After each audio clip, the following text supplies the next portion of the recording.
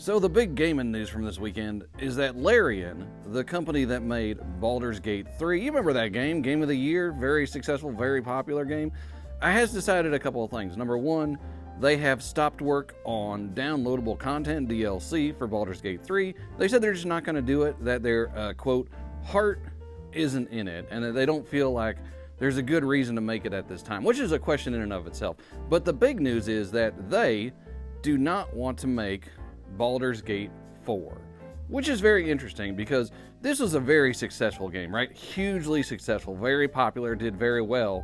Now, you're a video game company.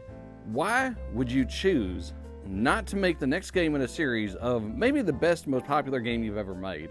And that's a good question. And the only thing I can think of is that Wizards of the Coast and ultimately Hasbro were just siphoning off too much of the profits for Larian to really think about making the next game. Like, they could make another Baldur's Gate 4 for Wizards of the Coast and Hasbro and release that, or they could make their own game, taking the things that they learned from this one, just make their own world, their own like universe or whatever, make their own game, do the next thing that they want to do, take on the next project, keep the profits for themselves. So I'm wondering here if Wizards just asked for too much money for Baldur's Gate 4, like they're saying like, Larian, you're going to give us this amount of money from the sales of this game, or Wizards are just going to keep it, or however that works out, right?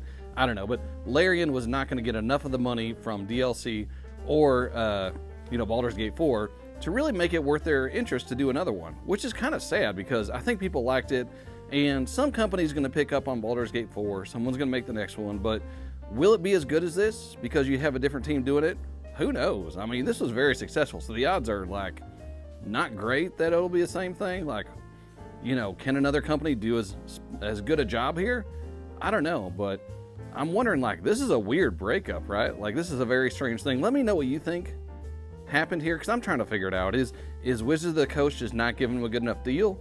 Is it really Larian just wants to do their own thing? What's going on here? I want to figure it out. Let me know.